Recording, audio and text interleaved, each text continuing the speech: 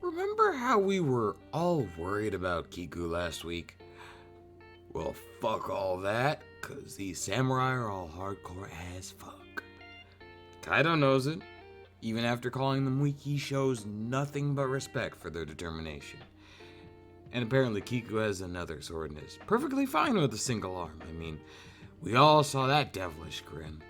And Izo and Kinemon wasted zero time on that first aid, and Kaido's ready to fight in his human form. Kinda wish it would have been a hybrid form reveal, but you know what? Maybe we'll save that for Luffy. I don't know. Ironically, that opening portion of the chapter was by far the shortest. Well, maybe aside from Jinbei and Sanji one-shotting 2 new Smile users while en route to Kaido. Gotta say, I love the gag of Sanji not getting mentioned by the Beast Pirates. It kinda adds into the fever of, is Jinbei really going against the whole Monster Trio format?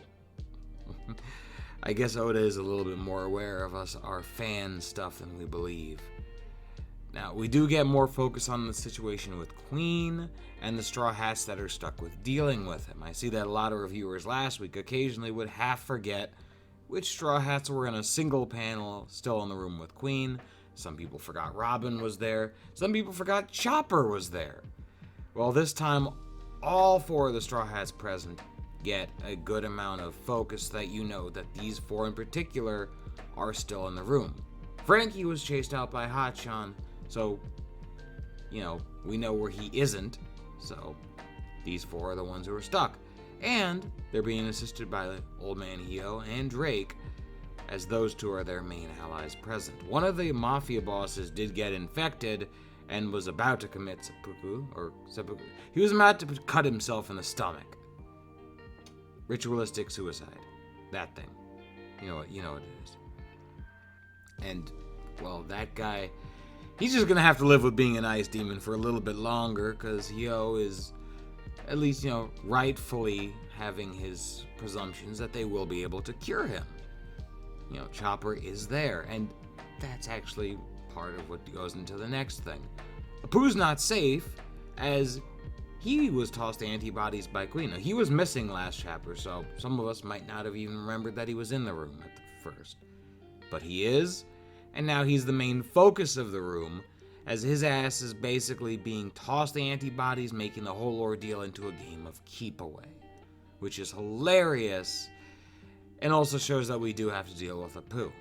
Honestly, chances are Queen might not even join in on this fight, aside from maybe shooting a few more plague bullets, if at all. He might easily turn his attention elsewhere, maybe to go help Kaido, or see what else is going on, because there are still more people unaccounted for. And as an all-star, he does have shit to do. But certainly, last but not least, we get more focus for Yamato, showing that he respects Shinobu to a surprisingly high degree, probably being most inspired not by Oden himself, but Shinobu's testimony at the execution.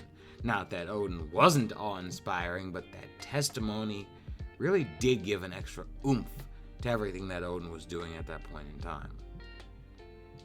So, it is official that Yamato still goes by his true name, Yamato, to a degree, as he proclaims that as alongside his, intention of putting his life on the line to protect Momo. Now, this is great, it's beautiful, I love the moment, but if this dedicated motivation stays true, then the other popular theory revolving the future of Yamato would be staying on Wano. That theory is looking more likely, to advise Momo. And that alone is probably more necessary, especially now that we know that the only way Kaido's probably going to defeat the Scabbards is to straight up kill a few of them. Because as we saw with Kiku, these motherfuckers ain't going down for shit. Like, most people are like, oh my god, I lost an arm. Fuck, Inu and Neko literally already lost a limb each. They're in the battle with those limbs gone to begin with. Probably safe to assume that an equally pumped up Kiku's not exactly about to bow out from that. Otherwise, that would probably actually be a huge disservice to Inu and Neko. So, when you think about it that way, it makes sense. But that devilish grin! Kiko a beast! How did you guys feel about the chapter? And did it give you guys enough of a follow-up to 993? Well, unfortunately, there's no chapter next week, so next Sunday's video will be a discussion on Smoker and Tashigi's role post-time skip, and how the fan base currently views them, because it's a bit of a mixed bag, ironically. Now, if that topic interests you, you can always click the subscribe button and press the bell notification to stay up to date on my One Piece releases. I have been Smalls of Black Knight Anime and Manga. Till next time, stay safe.